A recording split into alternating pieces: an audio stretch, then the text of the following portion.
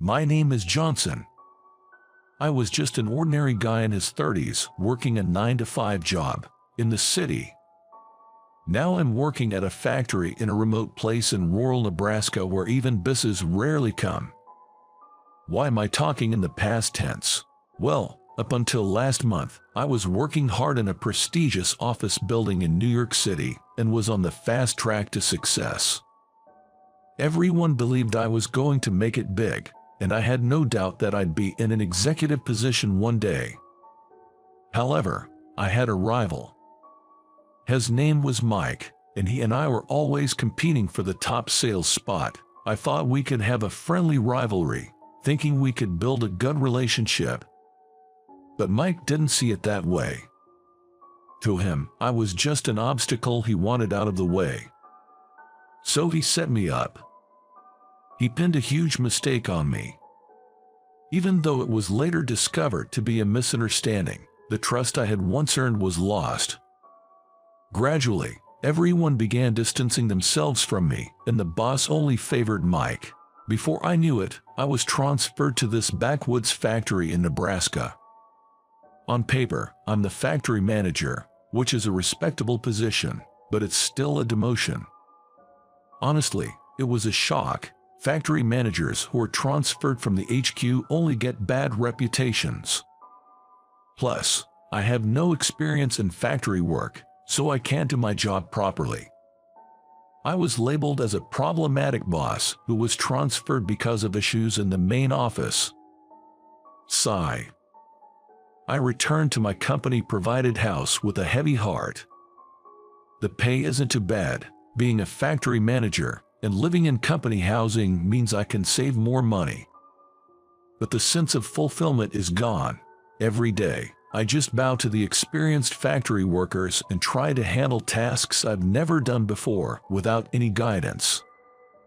Honestly, it's tough, and I've thought about quitting. But if I quit, it would mean that I lost to Mike. I absolutely hate that thought, so I'm clinging to this job. But I must have been really tired. I realized I left my front door unlocked. Darn, I forgot to lock it. There's nothing valuable in my place to steal, but still, I was careless. I went inside thinking that I should be more careful. But what I saw was beyond my wildest expectations, a real shocker. Lo and behold, there were a woman's shoes, just thrown off haphazardly. Not just that. There's a washing machine right next to the entrance, and some woman's clothes were carelessly thrown over it. It looked like she was going to put them in the machine but got distracted halfway. And beyond the washing machine, in the corridor, are they stockings, laid out almost like signposts. Seeing the woman's clothes, I hurriedly checked my apartment number. Did I get the wrong room? But no, this is definitely unit 305, the one I'm renting. What the heck is going on? Confused, I stepped inside and suddenly exclaimed, "Whoa!" In the bathroom area, a woman was lying down. I couldn't understand what was happening. I checked the apartment number again. No mistake. This is my apartment. And the woman, was she unconscious? No, she seemed asleep. Why was a woman sleeping here? Anyway, I can't just let someone lie here, or I might be suspected of something. I thought so, but then I was like, wait, what? I realized something right there. Her face was extremely pale. She's breathing heavily and seems to be in pain. The moaning woman showed no sign of getting up, so I cautiously approached her. She looks to be in her early 20s. She seemed familiar. Maybe she works at the same factory as I do.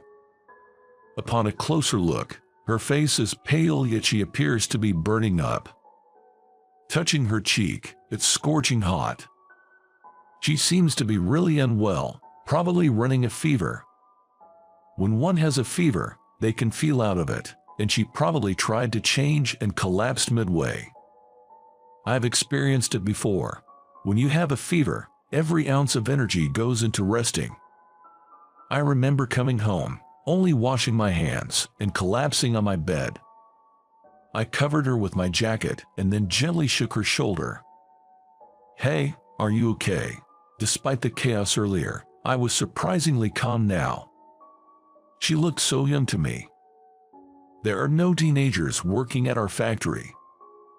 So, I knew she's in her 20s, but she looked so young that she could easily be mistaken for a college student. Seeing her in that state, I was more concerned about her well-being than anything else. Especially given that she couldn't even recognize that she was in the wrong room. She must have been really ill.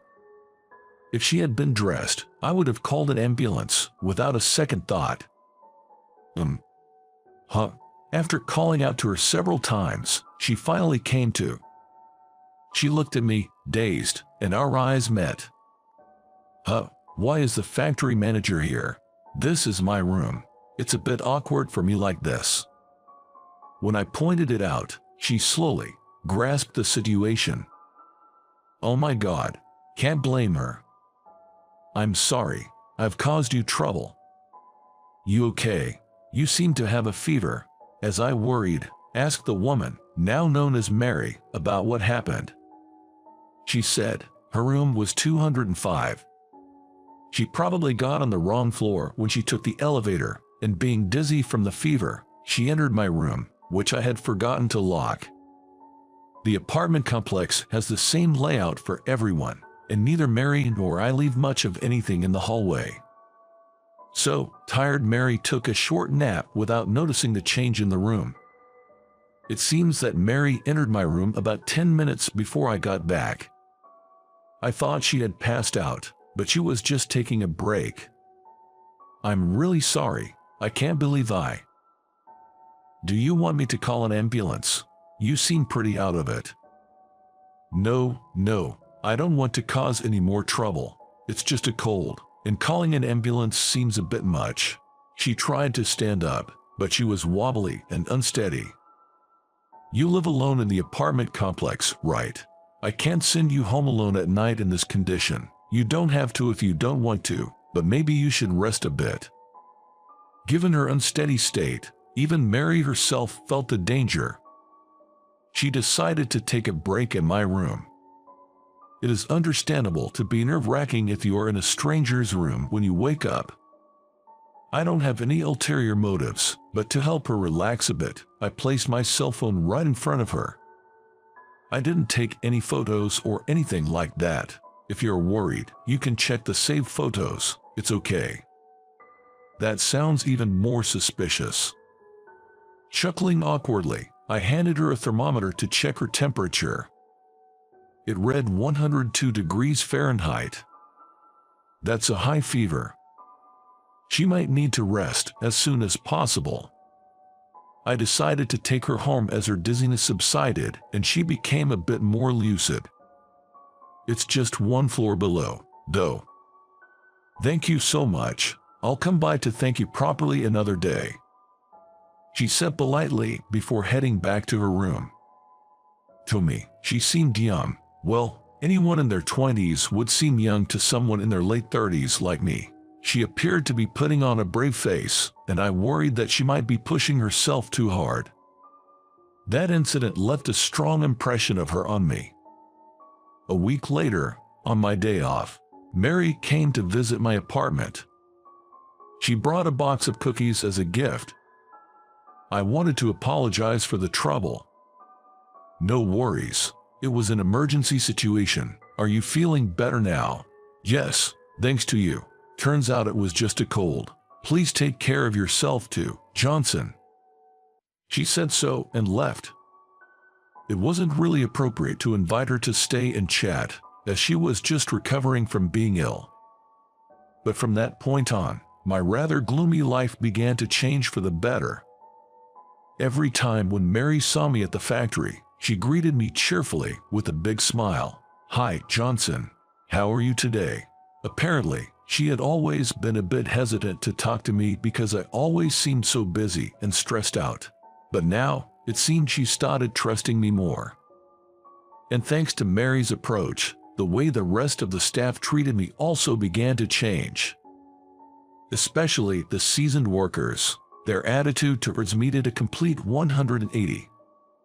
This factory, somewhat reminiscent of a small factory in a rural area, had only a few workers.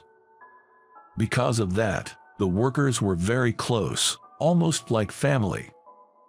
Before, there seemed to be an invisible barrier between me and the rest, but soon, they started offering me coffee, and the baseless rumors about me stopped.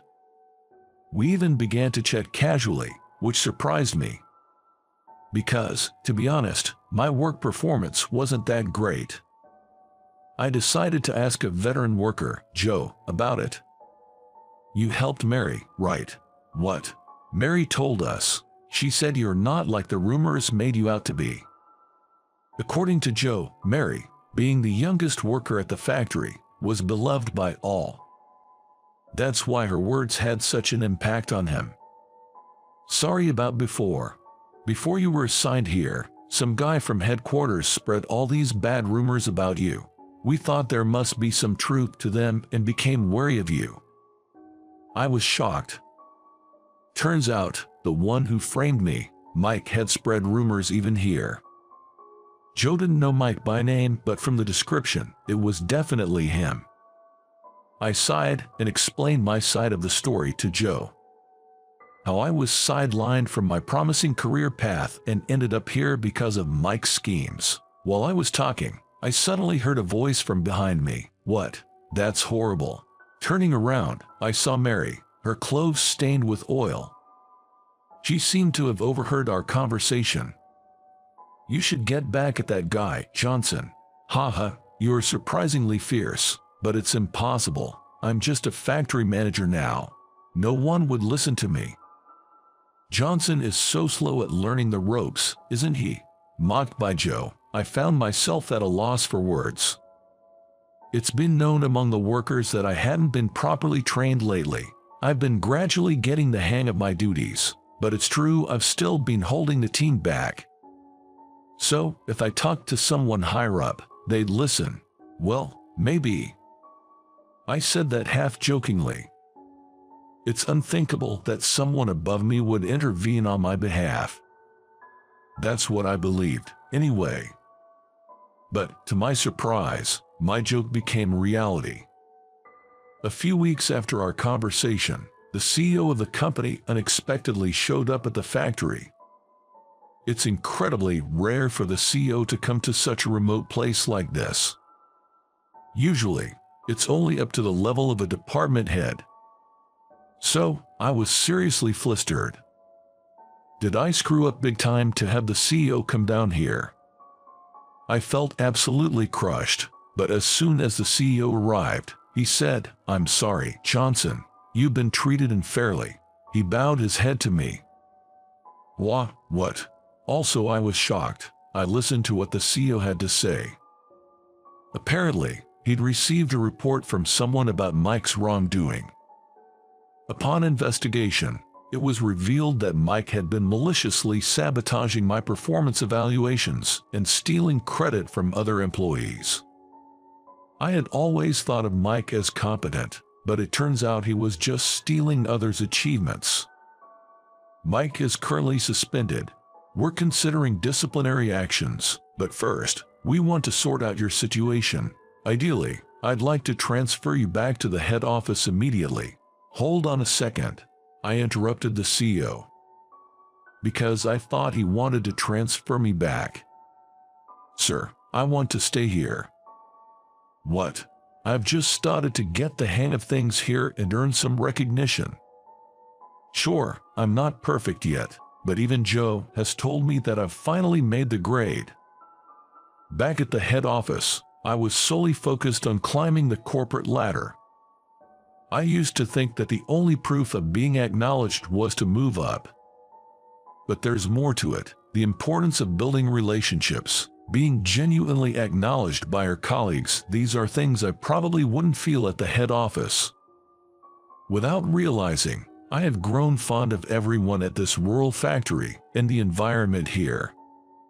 So, I wasn't ready to leave just yet. Besides, the head office didn't seem all that appealing anymore, especially since they failed to spot Mike's deceit. Rather than hustling in the high-turnover environment of the head office, I wanted to settle here. That's my honest feeling now. I'll give it my all right here. Once I firmly conveyed my wish to the CEO, the transfer was off the table. The CEO left after saying, "Keep up the good work," but a question started to nag at me. I can forgive what Mike did, but who reported him? Someone with a grudge. Lost in thought, someone tapped on my shoulder. It was Mary. "Hey Johnson, how are you?" "Good, thanks. How did it go? Did that guy Mike, who framed you, get punished?" When Mary asked me that, I was taken aback. I wondered how she knew about that. My face must have given away my surprise. Mary laughed. "I told my dad. You get transferred here by a bad employee at the headquarters." Your dad?" "Yes, my dad is the CEO who was here earlier." "What?" I couldn't help but shout in surprise. Seeing my reaction, Mary laughed out loud. "Haha, only you didn't know. The CEO's daughter, which means you are an heiress, but shouldn't you be working at the headquarters? Why are you here at this factory?" I was utterly baffled. Mary then explained the situation. She's not good at administrative tasks, especially dislikes computers. Unusual for a woman, she loves tinkering with machines and was planning to work at another company's factory. But her father, the CEO, strongly opposed it, saying, "Factories can be dangerous with frequent injuries. If you want to work with machines, then work at our factory." That's how she ended up working at this factory, which was run by a friend of the CEO. By the way, that friend is the guy who always teases me, Joe. No wonder she calls him so closely. My dad probably thought I'd leave this remote place quickly, but I've always wanted to live in the countryside, so I settled right in. She continued with a chuckle. "You were kind to me when I had a fever and made adjustments so I wouldn't overexert myself. Not just for me, but you also considered the well-being of other workers. Thanks to you, everyone says it's easier to work here now." This made me feel mixed emotions. Injuries and accident are likely to occur in factories. If something happened, the procedures for workers' compensation are troublesome. This is also one of the reasons what I'm concerned about it. It might be a bit self-serving, but if it makes it easier for the workers, well, it's okay. That's why I talked to my dad about you. It was my way of thanking him for helping me when I had the fever. I could only shrug with her words. It's quite the hefty way of expressing gratitude, but if that's how she feels, I'm happy. Although I'm a little worried that the CEO might hear about future issues. But I declared in front of the CEO that I want to work here. Half-hearted results won't cut it. For the sake of those who believed in me, I'll work even harder. And with that determination, 5 years have passed. Now I'm a middle-aged factory manager in my 40s. The once run-down factory underwent several renovations in these 5 years, and now it's a cleaner environment with more workers. The costs went up, but the productivity doubled. Thankfully, the factory turnaround was a success. It wasn't just my effort. Thanks to Joe, and of course, Mary's encouragement. Because this factory has a lot of Mary fans. When she says, "Let's do our best," everyone works incredibly hard. Well, me included. Even after 5 years, she's still a bit clumsy, often tripping or getting her face dirty with grease. Yet, her positivity has been a big help. And I respect her as an individual. Simply put, I've grown fond of her. I mean, who could blame me? Her smile is charming, and well, I've seen her underwear in those moments.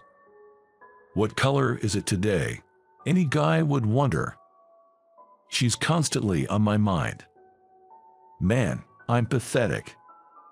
I've never even been able to ask her out on a date. But today is different for me. I've felt this way for 5 years, and today I finally mustered up the courage to ask her out for dinner. But, is this a date? It is a date, right? Finally. It was pretty obvious what I was getting at. And it wasn't just her who figured it out. The whole factory knew. Am I really that transparent? Well, if you keep looking at her like that, it's obvious. I was so embarrassed.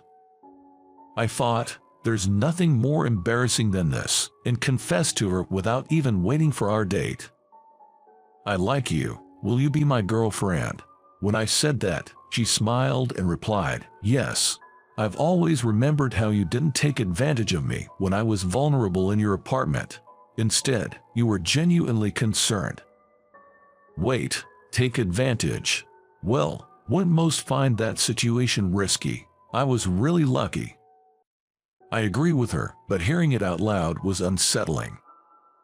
Probably just the youthful impulsiveness talking, but that youth can be blinding. I always felt I need to be there to protect her. With that thought, we dated and eventually got married. We had a tight-knit workplace, so everyone congratulated us. Now, Mary is 28 years old and expecting. At first, I regretted being relocated to Nebraska, but now I see it's not so bad. Probably owe it all to Mary's positive outlook. Freed from the hustle and bustle of New York, now we get to spend quality time together. We're expecting our child next month, so our family is growing. I look forward to that as I head to work today. Hope you enjoyed this little story. Subscribing to our channel really motivates us to create more content. See you in the next video.